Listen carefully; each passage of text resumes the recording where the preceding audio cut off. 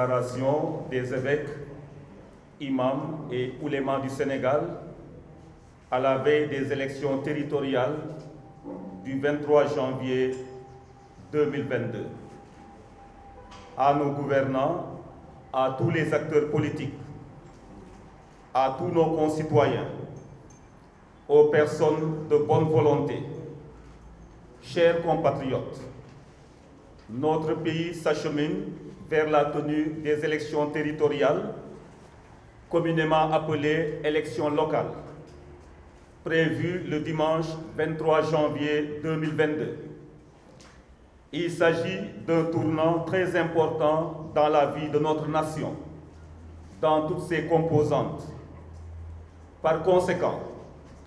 leur assurer un bon déroulement constitue un défi majeur pour tout citoyen. Avec ces élections, nous procéderons au renouvellement des mandats de nos élus locaux en choisissant ceux ou celles qui auront la grâce et la responsabilité de présider aux destinées de nos collectivités locales les 5 prochaines années. C'est pourquoi, à l'heure actuelle, certains concitoyens sont en train de s'organiser et de se mobiliser au sein des partis politiques, coalitions et autres mouvements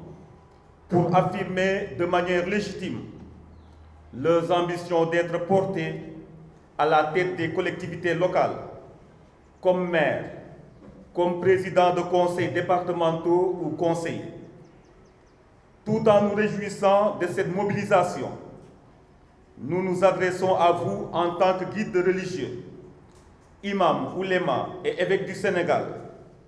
pour vous inviter tous au calme et à la sérénité devant les enjeux que suscite une telle étape de la vie de notre nation. Il demeure clair, bien évidemment, qu'en de pareilles circonstances, les légitimes rivalités politiques puissent vite se transformer en de graves conflits, pouvant entraîner de regrettables jagissements à l'encontre de la paix et de la stabilité de notre pays si l'on n'y prend pas garde. C'est pourquoi, fidèles à notre responsabilité de guide spirituel et confiants en la maturité démocratique de nos concitoyens, nous avons décidé, dans une parfaite communion de cœur et d'esprit, de vous adresser ce message fraternel. Nous vous invitons d'abord à nous tourner vers Dieu dans une fervente prière pour lui confier notre pays et ses habitants. Que sa toute-puissante bonté éloigne de nous tout esprit de mal et de division. Nous en appelons ensuite à la conscience citoyenne de tous, surtout des acteurs politiques, pour adopter des comportements responsables en vue d'élections crédibles, transparentes et paisibles. Notre propos s'adresse de manière particulière à tous les candidats à ces élections territoriales, ceux de la mouvance présidentielle, de l'opposition comme de la partie civile. Nous les invitons tous au respect des personnes et des institutions, tant dans leur discours que dans leur façon de faire. En effet, personne ne doit mettre en danger la vie et la stabilité de notre nation à travers des propos ou des comportements qui incitent à la violence. Compte tenu des enjeux de ces élections locales, que tous portent le souci du développement harmonieux de leurs localités respectives, dans la perspective de collaborer avec toutes les personnes, toutes les ressources humaines de leur terroir, sans exception, pour le bien et l'intérêt des populations. Le principal enjeu de ces élections locales, faut-il le rappeler, consiste à promouvoir le développement inclusif et participatif de notre pays, à partir de la base, c'est-à-dire des collectivités locales. À tous les candidats, nous rappelons ces principes et valeurs dont ils doivent tenir compte dans le déroulement de leurs activités politiques. L'acceptation de la politique comme un engagement au service de la cité. Le devoir de vérité, de transparence et de crédibilité. Le respect des personnes et des institutions. La promotion du dialogue, de la paix et de la cohésion sociale. L'engagement pour le respect du bien commun. L'engagement pour la justice, l'équité et le respect réciproque. L'engagement au respect des lois et règlements. L'engagement au respect de la vérité des urnes. Le refus de toute discrimination sociale, religieuse ou ethnique. Le refus de toute manipulation ou d'achat des consciences. À l'endroit des populations, nous réitérons notre appel au calme, à la retenue et au respect de l'autre. Avec tous, nous disons non à la violence. Ce pays nous appartient. Il est de notre devoir à tous de le protéger, de contribuer à son développement et à son rayonnement. Dans la diversité de nos opinions et de nos choix, sachons rester sereins, pacifiques et respectueux. C'est un appel à se ressaisir que nous lançons à tous, croyants chrétiens et musulmans, croyants de la religion traditionnelle, hommes de volonté, de bonne volonté. Nous devons nous ressaisir tous pour ne pas compromettre la paix au Sénégal. Puisse la volonté de Dieu se manifester dans le choix libre des populations. Que Dieu, créateur du monde, nous accorde la concorde et la paix. Qu'il bénisse le Sénégal. Fait à Dakar le 20 décembre 2021. Ont signé Imam El Hadj Moustapha Gueye, président national des imams et oulémas du Sénégal. Imam Omar Diène, secrétaire général. Imam Mokhtar Ndiaye, chargé de communication. Imam Mbaye Ndiaye, chargé de relations extérieures. Monseigneur Benjamin Ndiaye, archevêque métropolitain de Dakar. Monseigneur Ernest Sambou, évêque de Saint-Louis. Monseigneur Jean-Pierre Bassène, évêque de Kolda et administrateur apostolique de Tambacounda. Monseigneur Paul Abel Mamba, évêque nommé de Tambacounda et administrateur apostolique de Ziguinchor. Monseigneur André Gueye, évêque de Thiès. Monseigneur Martin Boukartine, évêque de Kaolack. Théodore Adrien Cardinal Sarr,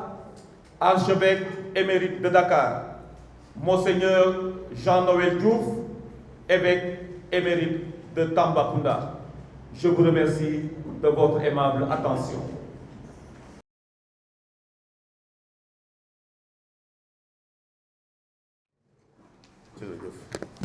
Bismillahi rahmani rahim.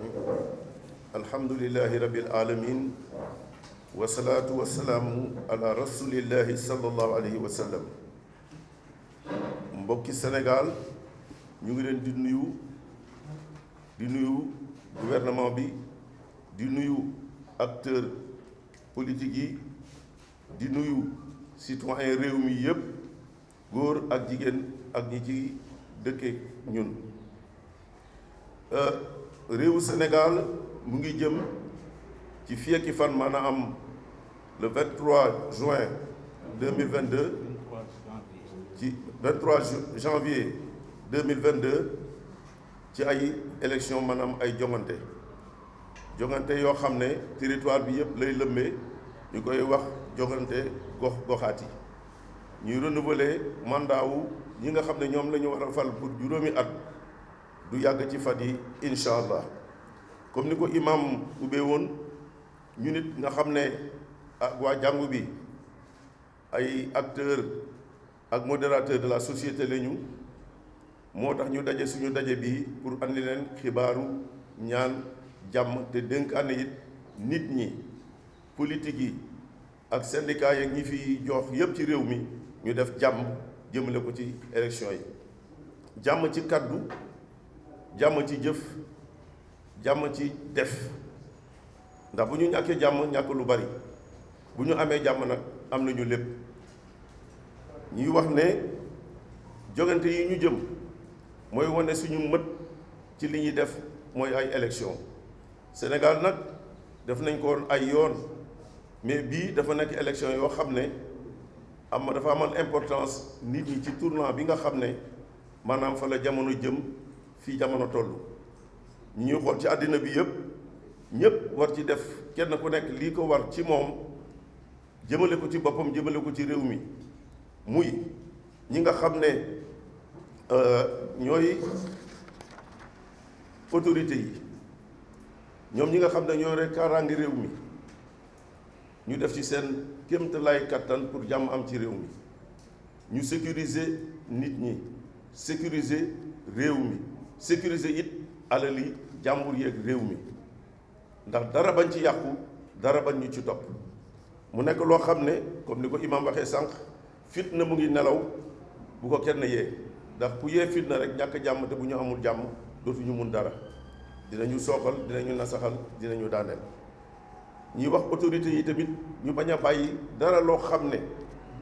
mu jëm ci ñoom wala mu jëm ci population yi nañ ko ràggoo defar ko ba mu tegu ci yoon te leer kenn bañ ci am lëndëm wala ñaxtu ba nga xam ne lépp day jaar ci yoon kenn ku nekk gis ci boppam ñuy wax citoyens yi ne danañu préparé wu dem voté ji ca nañu ko waxee ak nañu ko tëralee voté bi mooy boo jëlee sa carte jóge sa kër dem def ko ci urne ba maanaam ci biir scrutin wu bés boobu ooteel nga ki nga fal ci sa gox du oote réew mi sa gox oote gox goxaane lañ ko tuddee boo fa falee fal nga sa maire nga dellu sa kër toog te dal xaar lañ cay wax lu yàlla gën jël joxe rek nañu xam ne looloo ci nekk ndax yàlla suñu borom mooy jox nguur ku mu bëgg ku ko neex ku ne moo koy foqati tamit bés bu jeexee ñuy wax ne nag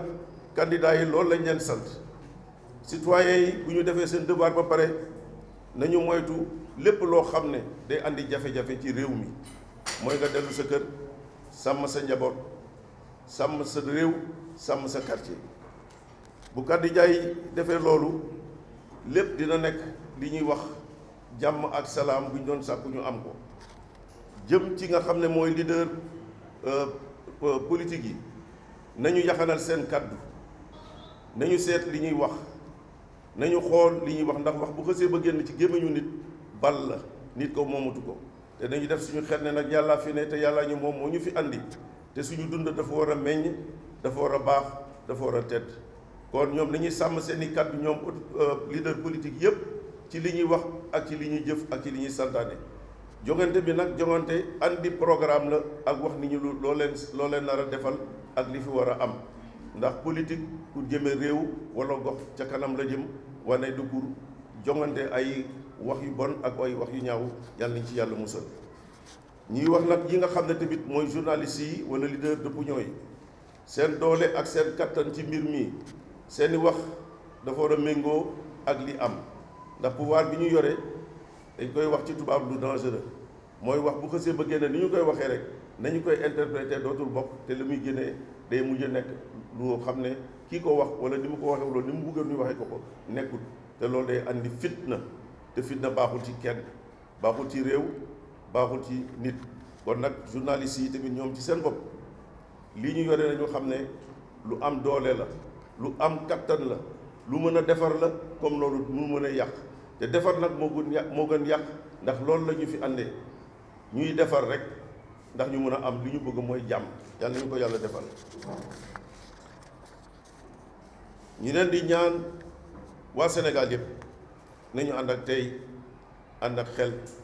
te xam ne yàlla ñu fi andi te daf ñu sant ñu dund bu ñoŋ dund bu baax dund bu set dund bu sell dund bu rafet waruñu ko tilimal benn yoon jongante yi day jàll yàlla Sénégal des ca noona te kenn ku nekk na fexe balaa bés bi muy def jàmm balaa bés bi def ko ci bésu bés bi def ko ci ëllëgu bés bi ndax bés yi dañuy dem réew mi des fi te Sénégal war na am way bu rafet àddina yëpp ak ñuy may bët réew yi ñu wër gis ngeen ni ñu mel kon nag ñun war nañu jàngat ca loolo te mun a moytu li nga xam ne mooy seytaane mu andi musiba mooy ñu yàq réew mi taal réew mi jaxase réew mi bu boobaa yàq nañu jàmm te dañu war a ànd ak sago ak xel mu sell te set pour ñu mën a am li nga xam ne yàlla moom la ñu sant mooy ñu dund gu ñoŋ ñu ngi leen di ñaanal jàmm ak salaam di leen gërëm di leen sant di ñaan yàlla suñu borom defal ñu jàmm ci suñu réew def ko ci suñu kilifa def ko ci suñu diine def ko ci suñu àndandoo ñii ñaanal ñi nga xam ne ñoom la ñu bokkal déclaration bi muy évêque yi yàgg nañu ko def lu mut ñaar fukki at ci ginnaaw ba tey jii nii photo bi wane na ko daana fi am lii du lu bees lu nekk la ñii fu jiitu woon daanañu ko def kon nag ñun buñ ci tolloo tamit dañu koy def te def bi du dara lu dul rafetal ànd bokk dëkk bokk jëmukaay mooy wax lu baax def lu baax te sàmm réew mi loolu ci suñu mission la bokk ndax ñun ay éducateur lañu ay religieux lañu ñu ngi ñaan yàlla suñu borom yàlla ñu yàlla nangul te barke lañu incha allah salaamu aleykum wa rahmatullahi taala wa barakatuhu